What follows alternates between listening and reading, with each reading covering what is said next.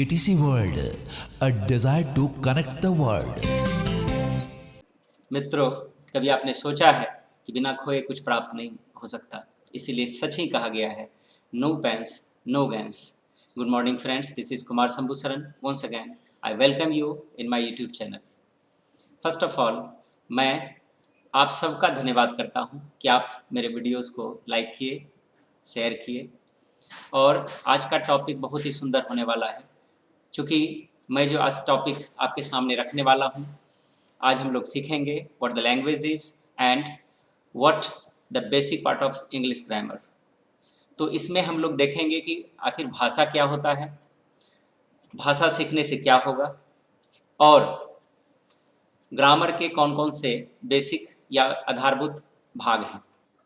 मित्रों, आज के क्लास में वैसे छात्र जो किसी भी कक्षा में पढ़ते हैं, घर पर बैठे हुए हैं, लॉकडाउन है, कोरोना से हम लोग प्रताड़ित हैं, किसी भी कक्षा के छात्र, किसी भी उम्र के व्यक्ति आज के टॉपिक से लाभान्वित हो सकते हैं। तो मैं आज के टॉपिक को लैंग्वेज से शुरू करता हूँ कि आखिर भाषा क्या होती है, भाषा को हम किस प्रकार परिभाषित करते हैं। भाषा की परिभाषा मैंने इस प्रकार दी है, language is the exchanging of our thought in words. भाषा हमारे विचारों की शब्दों में अभिव्यक्ति है। मित्रों, आज भाषा है तभी हम कह सकते हैं कि मुझे प्यास लगी है, मुझे पानी चाहिए। मुझे पानी चाहिए, इसको व्यक्त करने के लिए मैंने एक भाषा का प्रयोग किया। इस चीज़ को आप अंग्रेजी में बोल सकते हैं, बंगाली में बोल सकते हैं, या किसी अन्य भाषा में बोल सकते हैं। जब तक हम भाषा का प्रयोग नहीं करेंगे तो हम अपने एक्सप्रेशन को किसी के समक्ष प्रस्तुत नहीं कर सकते। तो यहाँ पर हमने क्या सीखा कि भाषा ही ऐसा माध्यम है जिसके द्वारा हम अपने विचारों को किसी के सामने प्रकट कर सकते हैं। तो यहाँ पर यह प्रश्न उठता है कि मैंने भाषा को क्यों लिया, क्योंकि मैं अंग्रेजी भाषा को आपके सामने रख रहा हूँ। आखिर यहाँ पर प्रश्न उठता है कि भाषा को सीखने के लिए हमें क्या करना होगा, भाषा हम कैसे सीख सकते हैं। मित्रों, मैं आपको बता देना चाहूँगा कि भाषा के लिए हम लोग शुरू से मोहताज नहीं होते हैं।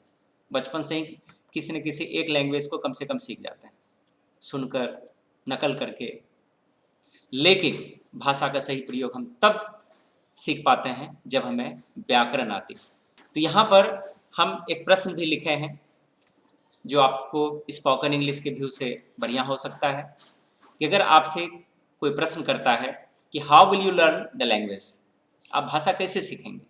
यहाँ पर मैंने उनका जवाब बनाया है, we shall learn the language by learning the grammar by using the technique of words and their correct usage of sentences. All these are possible only by knowing the rules of grammar. तो मित्रों, यहाँ पर क्या देखें कि भाषा को सीखने के लिए हमें व्याकरण सीखना होगा। व्याकरण सीखे बगैर हम भाषा का सही सही प्रयोग नहीं कर सकते। और व्याकरण की परिभाषा भी तो यही है। तो व्याकरण की परिभाषा मैंने आगे यहाँ पर रखा है कि grammar is the art of using words correctly. Grammar क्या सिखाता है?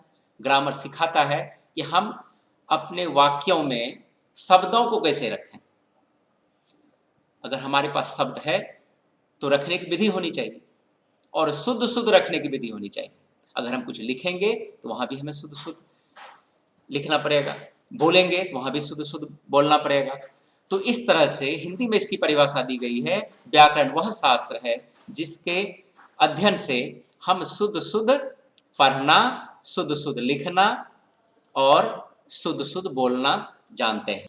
मित्रों, तो यहाँ पर हमने क्या देखा कि व्याकरण किसी भाषा को सीखने के लिए एक आवश्यक पहलू है।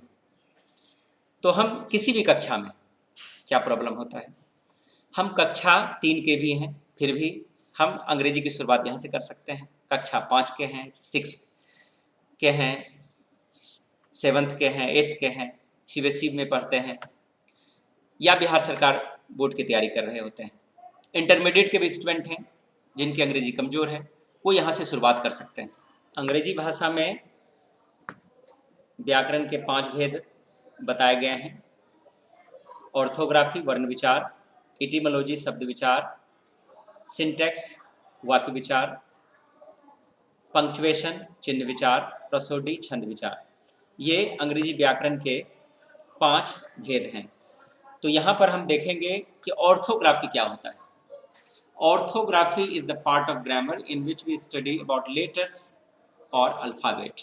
वर्ण विचार व्याकरण का वह भाग है जिसमें हम अक्षर या उनके वर्णमाला के बारे में अध्ययन करते हैं। मित्रों, यहाँ से सबसे पहले हम लोग इनके परिभाषा को देखते जाते हैं, फिर इनका डिटेल्स हम करेंगे। तो इटिमोलॉजी का जो परिभाषा है वो इस प्रकार हमने रखा है। कुछ ऐसे छात्र होते हैं जिनको डेफिनेशन रटने में परेशानी होती है, तो यहाँ पर हमने एक ही टेक्निक का प्रयोग किया गया। तो ये टेक्निक जो है, अगर आपको एक डेफिनेशन याद हो गया तो दूसरा डेफिनेशन आप स्वतः याद कर लेंगे। यहाँ पर देखिए कि हमने एक ही नियम का प्रयोग किया है। हो सकता है कि उच्च स्तर पर हमारे डेफिनेशन सही नहीं हो, लेकिन बच्चों को समझने में यहाँ से आसानी हो सकती है कि देखिए यहाँ पर और यहाँ पर दोनों में हमने एक ही तरह का फार्मूला इस्तेमाल किया है, ताकि आप इसको सही तरीके से याद कर सकें। तो यहाँ पर टेक्निक क्या है, सभी जितने भी डेफिनेशन हम यहाँ पर बताएंगे सब में it is the part of लिखे हैं और स्टडी अबाउट लिखे हैं। तो पहला में अबाउट लेटर्स और अल्फ़ाबेट ये दिए हैं। अब देखिए दूसरे में भी सेम टेक्निक इस्तेमाल किया गया है, इटिमोलॉजी। इटिमोलॉजी का हिंदी क्या जानते हैं? शब्द विचार।